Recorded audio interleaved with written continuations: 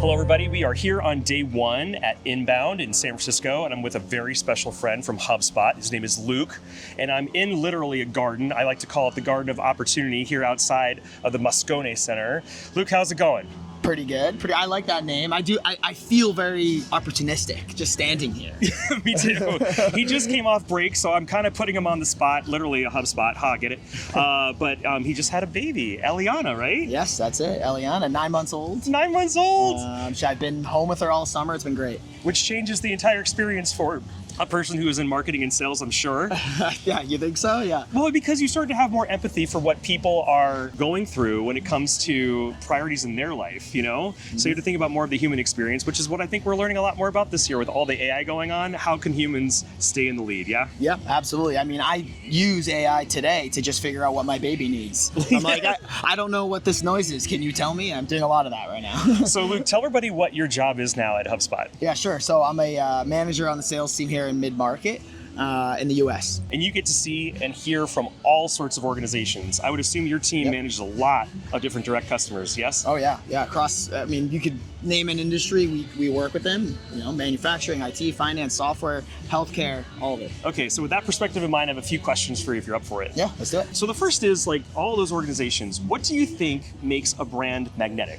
I think HubSpot in general has, of course, built their brand all around inbound, which is amazing. So I'm wondering these days, from your point of view and hearing from all these different organizations, what makes those brands so magnetic? Why do people want to get drawn in by them? That's a good question. I think for me, and I'm talking about this personally as a consumer myself, I think whenever a brand pretty much knows who I am and what I'm interested in, before I even talk to them, before I really interact with them, or at least what feels like before I interact with them, that makes me even more interested in what they do, what they're talking about, what they're selling. Could be anything. I'm like, oh, they get me, they know me, and I want to know more about them. So. And there's been a lot of tools that have just been announced from HubSpot that are getting closer and closer to giving us an opportunity to get to know our organizations and our clients so much better, especially with all the new Breeze Intelligence tools and all the, actually, I think is it still called Breeze Intelligence? Yeah, we'll go with that. Yeah. Okay, all right, we're gonna call it that. But there's a lot of great tools that have been launched this week, and you've got to check them out. Actually, there's a whole Spotlight website that you guys can check out on HubSpot.com. But from your point of view, I'm curious as far as, like, you've heard from so many different organizations. I'm wondering, like, universally, what's one major pain point that they're all sharing with you? Honestly, it's usually always centered around the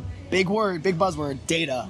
It's that their data isn't clean, it's messy, they don't know how to access it, they don't have enough of it. I mean, there's a lot of different words, but that's usually the case. It's surprising to us that even really large enterprise customers that we talk to come to us with the same universal problem that the smallest customers have, which is, like, nobody seems to have any control over their data. And they've never fixed it. It's been an issue for forever, and they just can't get it right. You know? Okay, so on the flip-flop side, what's working for everybody? Like, what's one really great thing that they're all excited about? I think it's really how easy it is to, first of all, enter data, like have data coming in. Like, they don't really know their customers, they don't know their prospects, and then once they start using HubSpot, pretty easily they can start getting some insight into it, and then from there, actually taking an action on it, saying, okay, now we know more about our customer than we ever did before, and through HubSpot's tools, AI, etc., we're going to start sending out content, we're going to start hitting them, we're going to start interacting with them in a very easy and personal way that they just couldn't even imagine doing beforehand. Yeah, we've been learning in the last day or so that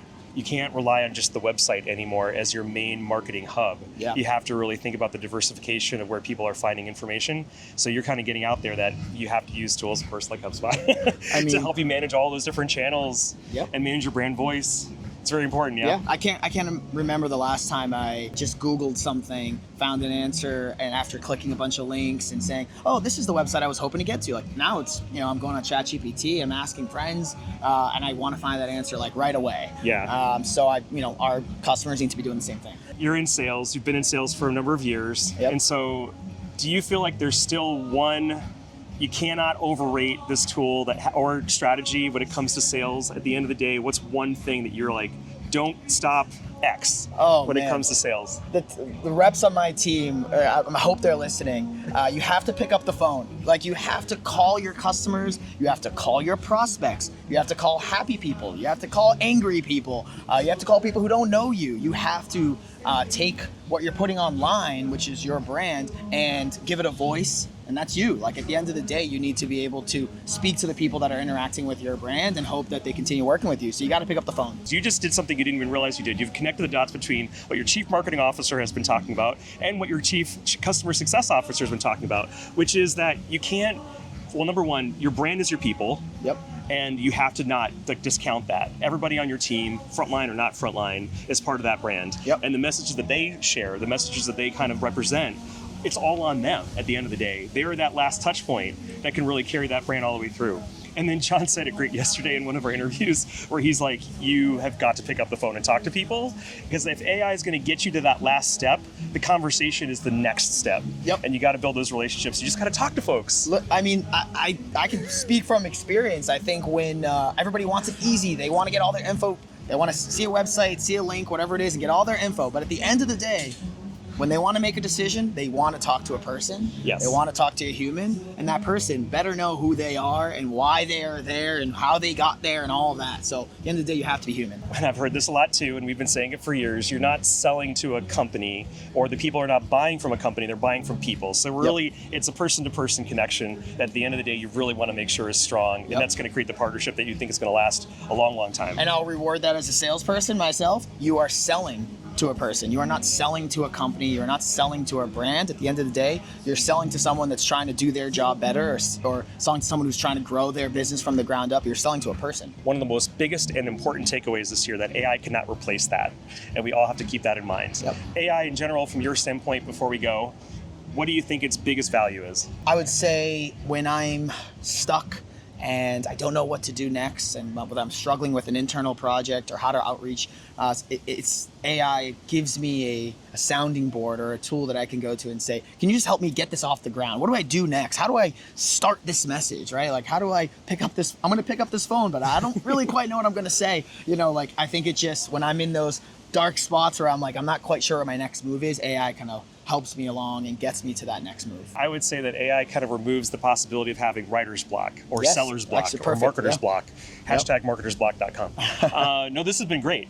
Any other parting words you want to talk to folks about when they're coming back into the industry, like you're re-emerging into marketing and sales now, or folks that are just getting into sales? Any kind of advice you might have for them? Not to be afraid to just dive into AI and some of these tools. It can be really daunting because there's so much out there, and you're like asking friends and colleagues, which one should I use and what's the best way to use it? Give me your best prompt you've created. It's like, just get in there. Just start messing around, talk to AI, speak to it. Don't just type and find the perfect prompt, and you'll kind of work out the kinks and it'll help back. Okay, that's a beautiful takeaway. All right, Luke, thank you so much for joining me here on the Sound of Inbound. Great. And meeting us here this week. It was great. We just ran into each other here at lunch. Yeah. It's like a high school reunion at Inbound every year. You can just walk around and bump to all sorts of great people. And if you actually just start a conversation with anybody as well, you will be opening up the Garden of Opportunity. Okay, that's a great way to close it. All right.